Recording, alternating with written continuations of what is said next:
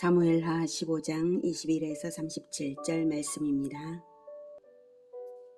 이때가 왕께 대답하여 이르되 여호와의 살아계심과 내 주 왕의 살아계심으로 맹세하옵나니 진실로 내 주 왕께서 어느 곳에 계시든지 사나 죽으나 종도 그곳에 있겠나이다.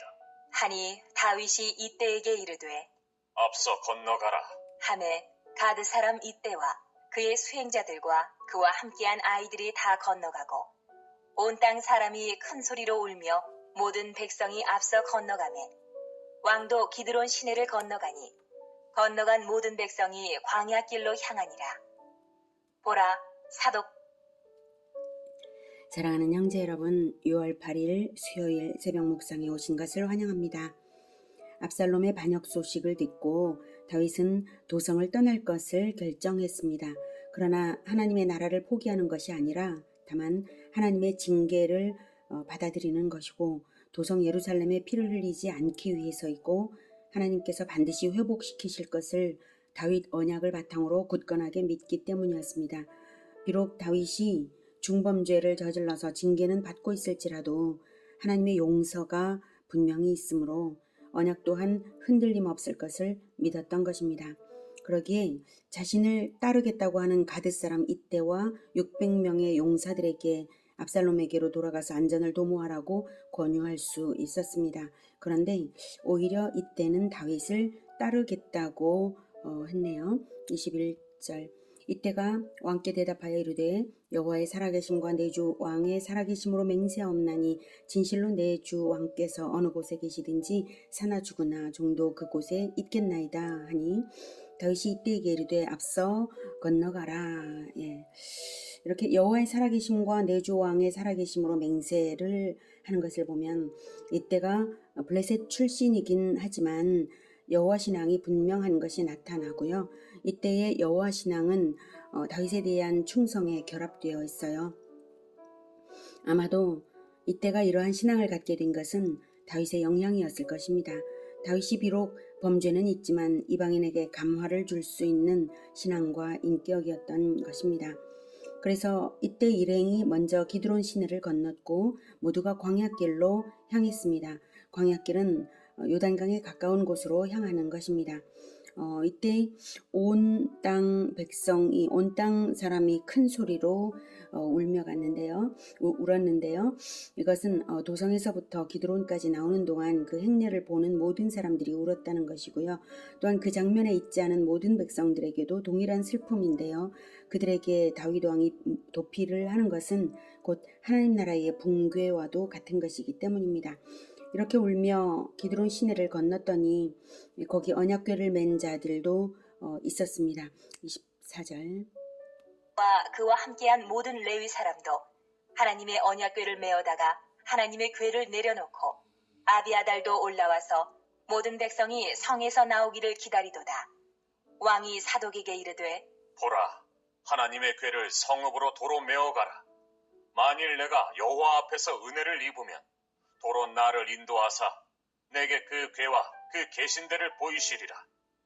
그러나 그가 이와 같이 말씀하시기를 내가 너를 기뻐하지 아니한다 하시면 종이 여기 있사오니 선히 여기시는 대로 내게 행하시옵소서 하리라.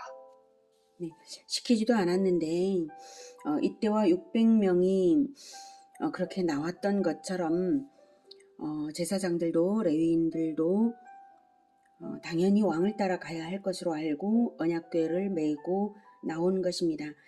이것은 다윗 왕이야말로 진정한 정통성을 가진 신정왕국의 통치자라는 것을 보여주는 행동입니다. 그런데 다윗은 의외의 말을 합니다. 하나님의 궤를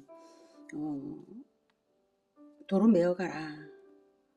만일 내가 여호와 앞에서 은혜를 입으면 도로 나를 인도하사 내게 그 궤와 그 계신대를 보이시리라.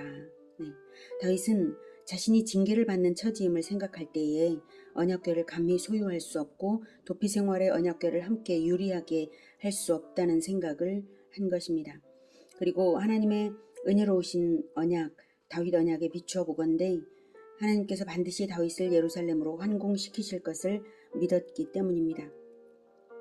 설령 하나님께서 그리 아니하실지라도 하나님 뜻에 순종하겠다는 신앙 고백입니다. 진정 자기의 것은 아무것도 남기지 않고 하나님께 순전하게 무릎 꿇는 그러한 태도입니다. 이참에 다윗 언약을 다시 확인한다면 사무엘하 7장 8에서 16절. 그러므로 이제 내 종 다윗에게 이와 같이 말하라. 만군의 여호와께서 이와 같이 말씀하시기를 내가 너를 목장 곧 양을 따르는 데에서 데려다가 내 백성 이스라엘의 주권자로 삼고 내가 가는 모든 곳에서 내가 너와 함께 있어 내 모든 원수를 네 앞에서 멸하였은즉 땅에서 위대한 자들의 이름같이 내 이름을 위대하게 만들어주리라.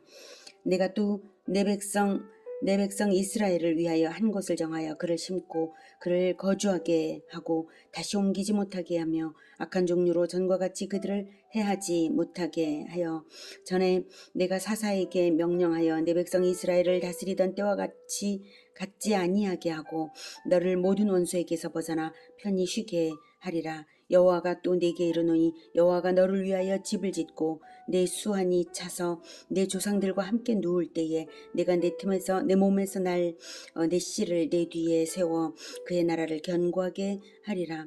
그는 내 이름을 위하여 집을 건축할 것이요 나는 그의 나라 왕위를 영원히 견고하게 하리라.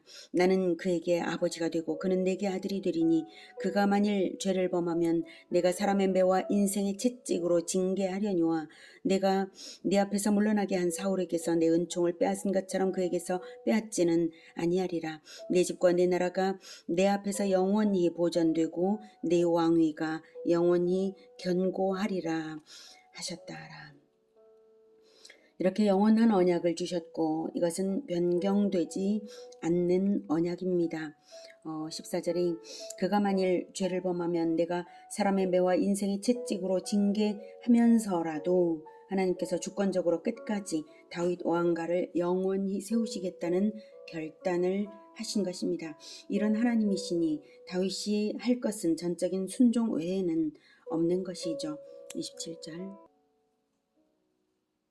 왕이 또 제사장 사독에게 이르되 내가 선견자가 아니냐? 너는 너희의 두 아들 곧 내 아들 아히마아스와 아비아달의 아들 요나단을 데리고 평안히 성읍으로 돌아가라. 너희에게서 내게 알리는 소식이 올 때까지 내가 광야 나루터에서 기다리리라 하니라. 사독과 아비아달이 하나님의 궤를 예루살렘으로 도로 메어다 놓고 거기 머물러 있으니라. 다윗은 언약궤를 메고 돌아가라고 하면서 제사장들에게는 임무를 부여합니다. 그것은 예루살렘에 남아 압살롬의 동태를 파악하고 다윗에게 알리라는 것입니다. 내가 선견자가 아니냐. 이 말은 장차 다윗의 환공을 내다볼 수 있으므로 오히려 일의 형편을 살피며 판단하여 알리는 일이 필요하다는 뜻으로 하는 말입니다. 다윗은 광야 나루터에서 기다려 정보를 듣고 여차하면 요단강을 건너갈 것입니다. 제사장들은 다윗의 명령에 순종하여서 귀환했습니다. 30절. 다윗이 감람 산길로 올라갈 때에 그의 머리를 그가 가리고 맨발로 울며 가고 그와 함께 가는 모든 백성들도 각각 자기의 머리를 가리고 울며 올라가니라. 감람산은 예루살렘 동쪽 1km 지점에 있는 산이고요. 감람산을 오를 때에 머리를 가리고 맨발로 울며 간 것은 자신의 명예가 상실된 것을 몹시 부끄러워하는 행동입니다. 맨발 역시 하나님 앞에서 죄인임을 나타내기 위한 행동입니다. 하나님 앞에서 너무나 부끄럽다는 그 태도를 보이면서 울었습니다. 백성들도 다윗을 따라 함께 머리를 가리고 울며 갔다는 것은 다윗을 진심으로 존경하며 다윗의 마음에 완전히 공감된 그러한 모습입니다. 31절. 어떤 사람이 다윗에게 알리되 압살롬과 함께 모반한 자들 가운데 아히도벨이 있나이다. 하니 다윗이 이르되 여호와여 원하옵건대 아히도벨의 모략을 어리석게 하옵소서. 하니라. 다윗이 하나님을 경배하는 마루턱에 이를 때에 아렉 사람 후세가 옷을 찢고 흙을 머리에 덮어쓰고 다윗을 맞으러 온지라. 다윗이 그에게 이르되 내가 만일 나와 함께 나아가면 내게 누를 끼치리라. 그러나 네가 만일 성읍으로 돌아가서 압살롬에게 말하기를 왕이여 내가 왕의 종이니이다. 전에는 내가 왕의 아버지의 종이었더니 이제는 내가 왕의 종이니이다 하면 네가 나를 위하여 아히도벨의 모략을 패하게 하리라. 아히도벨은 지략가인데요. 마치 하나님이 하실 일을 다 알고 있는 듯하다고 평가받을 정도로 뛰어난 지략가입니다. 그런 아히도벨이 압살롬의 모사가 된 것은 참으로 다윗으로서는 두려운 일이었습니다. 그래서 아히도벨의 모략을 어리석게 하옵소서 기도했는데요. 바로 다음 순간 하나님의 응답으로 나타난 사람이 바로 아렉 사람 후세입니다. 후세 역시 지략가입니다. 아히도벨만큼은 아니었을지라도 후세는 하나님께서 함께 하시면 아히도벨의 모략을 패하게 하리라 생각하고 후세를 압살롬에게 가라고 합니다. 그리고 함께 손발을 맞출 조직을 알려줍니다. 35절.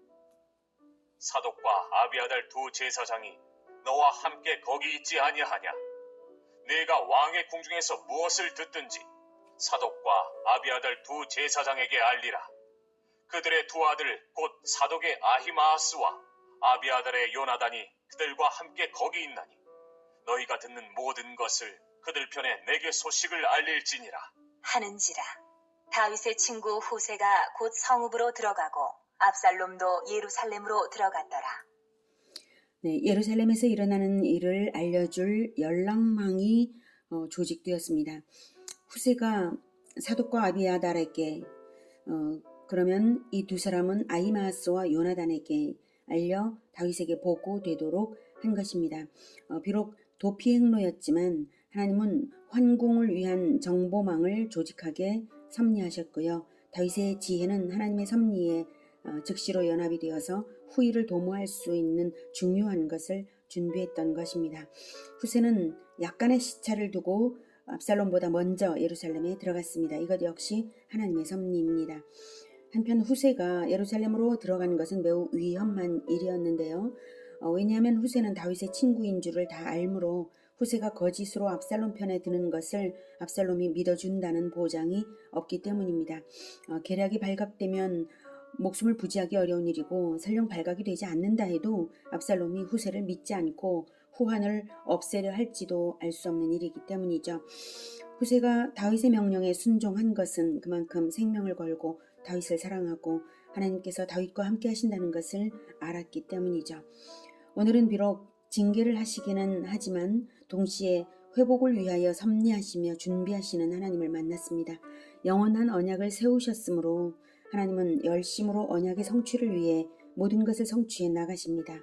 인간 편에서 온전치 못하여서 넘어질 때에도 죄에 대하여 징계를 하실지언정 그 영혼을 버리지 않으시고 회개와 연단으로 이끄시는 하나님은 참으로 신실하십니다.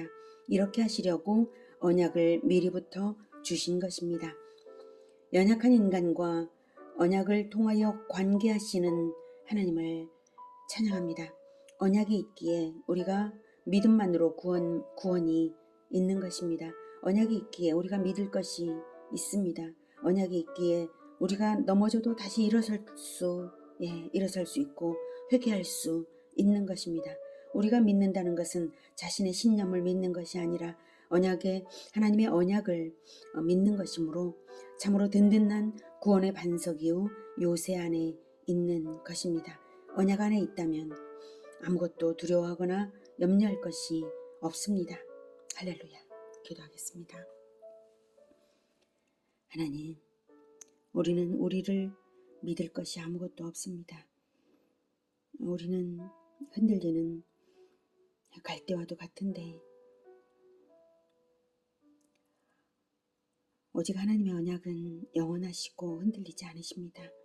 그리고 하나님께서 그 언약을 이루어 가심으로 우리가 그 언약을 믿고 언약대로 하나님과 연합되고자 합니다.